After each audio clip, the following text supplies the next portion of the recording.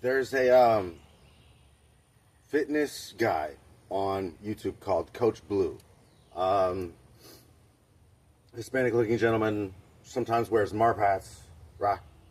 And he talks about functional strength and like foregoing the traditional bodybuilding thing where it's 3 sets of 10 straight line movements. I like where he's going. Just not gonna pay for your class, sir, because just if I'm gonna have a personal trainer, gonna be same city, so nothing against you or your system. But so like good, best of luck with that. Now, kind of interested in his opinion and opinions of other guys. Exclusive with the non-dominant side. So, and okay. What he calls functional strength, I kind of call it like dancing with the weights. Like sometimes I'll be singing and kind of throw them around a little bit, stuff like that. And I'm not on the same level as that guy. But anyway, playing with the non-dominant side, training it for stuff that you've been doing your whole life with your right. And part of that, I challenge anybody to go like a month where you just let your dominant side kind of do whatever it wants, and just do weird shit. And don't even bother counting, right? Because the main reason 3 sets of 10 on something that's like a single arm rep thing is so you do the same, so you stay symmetrical. But notice a guy that's been like anytime he does work out, into his 30s, has been like careful, like had a symmetry thing where it's like, well, if I do 10 reps here, gotta do 10 reps here, right? Fucking came up with like noticeably asymmetrical biceps. And yeah, that's natural, that's normal. So it's not a body dysmorphia thing. So if you're one of these people that's like freaking out about the difference between your dominant side and your non-dominant side, just appreciate you have both arms. And we look at a guy who is impressive to you, and just at a glance you won't notice it, and it's like that with you. And then if you really look, you'll probably see it, like the difference between like the dominant side bicep, the non-dominant side bicep. Now, for about a month, if I pick up a weight, it's only with my left hand lately. So I'm just curious, other people's reports, and I've heard, I don't know the fucking science, right? I don't know the science. But your dominant side grows, even if you don't work it out. If you just work your non-dominant side, I've like heard somewhere that like there's dominant side growth even with just fucking around with your left hand. Okay, so that man, Coach Blue, I like the stuff I see with what he's saying, and I agree with it a lot. It's stuff about functional strength. Okay, I get why he's saying that. Now, I would invite him to like use a different terminology for the same thing, dancing with the weights, like playing around with them. And sometimes when you see him, it looks like he's about to kick somebody's ass still. So the functionality is still a fight. Whereas like just fucking do natural, like what you feel like instead of like just kind of fucking play with it, just like figure eights for a little while, do like random stupid shit. And yeah, dude, that dude's further along than me. So, but like, doesn't mean I can't comment and then add some good ideas. So like, and besides fitness, there's I've been wanting to get better penmanship with the left hand. So I sat there and I found some old Spanish class notes from when I was in college. And I thought of really an efficient way to do this. Now back, like, when I was in the class, I was fully writing Spanish word, English word, or English word, then Spanish word. However it came through in the lecture, or however I felt like if it's time to switch up, and trying to memorize. Okay, when you're reviewing your old notes like that, go over it in another color, and you could do this non-dominant side thing, or like if you're still like, no, dude, I'm just doing how I'm right. I write with my right hand. I'm gonna write with my right hand. So anyway, like the part where I think there's value in it. I don't know what it's gonna bring me, but like, and it looks like childish scribble, like sit there with my left hand and try to write. And yeah, it's like I'm going sometimes like it's something I want to write, and so I start with my left hand for the first time ever, and I'm like, and it's basically like a second grader, right? Not impressive penmanship, but also like never with my dominant hand. It was either jot something down to write it, to have it written, a notes for a class or whatever, or if I wanted to write something that was presentable, it would go past penmanship and into visual artistry. Like write something, sit there, like every letter take enough time, and like more like artistic lettering than penmanship.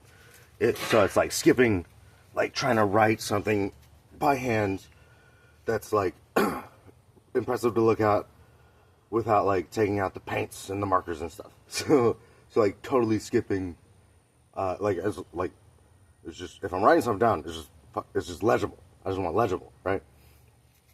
So kind of like trying to just change up my habits a little bit. But at the same time, like left-handed at this point, and see where it takes me. Especially like get good penmanship with your non-dominant hand, and then see if your penmanship with your dominant hand doesn't improve. So I'm not there yet. Or does it atrophy? Does it atrophy? Do you forget it? Am I putting myself at risk of getting worse handwriting with the dominant hand, and so they're like the effort it takes to write non-dominant hand and your penmanship looks like a second or third grader. Okay, I want to be a fifth grader writing, except it's my non-dominant hand. Or then like fully legible like an adult writes, except I'm pretending to be left-handed. Will my right-handed strength, will I lose dexterity in the right hand if I give the right hand a significant rest interval? Think of that. Think of those fitness guys that know about rest intervals. Like sometimes, yeah, you're like at risk of overtraining. I felt it, and yeah, like I'm not that. I'm gonna fuck you.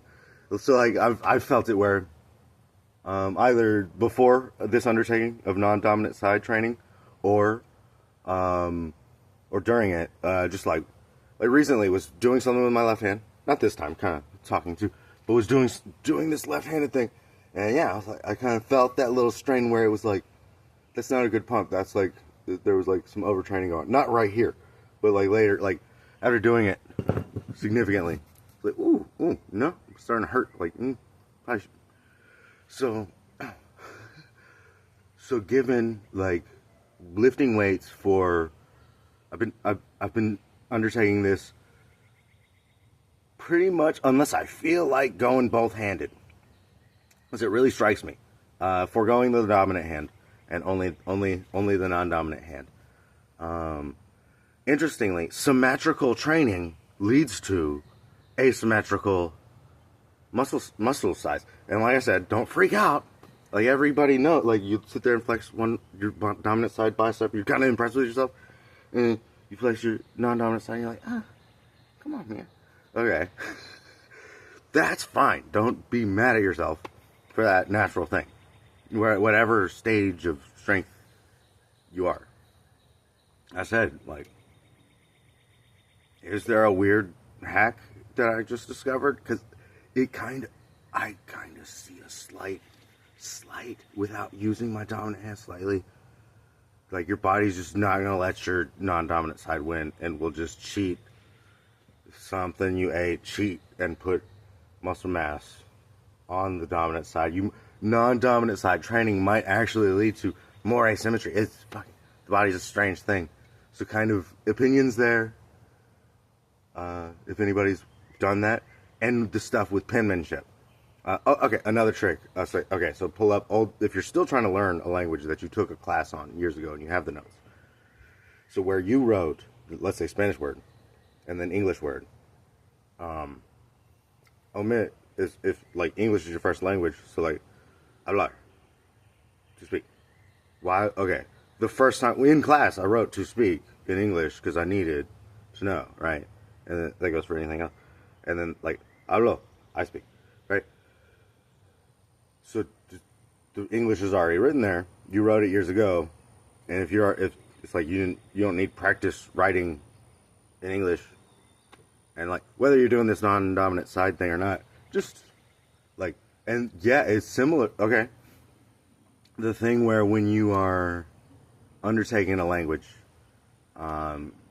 you end up there's like something, it puts you kind of like it ages you down, like in that language you're like not, you're like speaking kind of like you don't know much at all, like, but you know some. Okay, so like chapter 1 of most language books is like familial terms, like father, mother, child, daughter, son, brother, sister, aunt, uncle. That stuff is usually like a chapter 1 thing. Okay, another, like, omit something.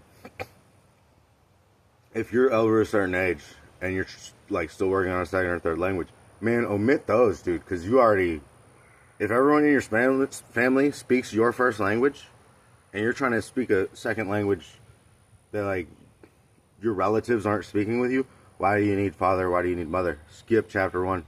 And another thing, like language guides, the whole ass, like you buy something trying to learn Spanish or Irish or something, it's like basic words. Okay, this is where AI can come in handy.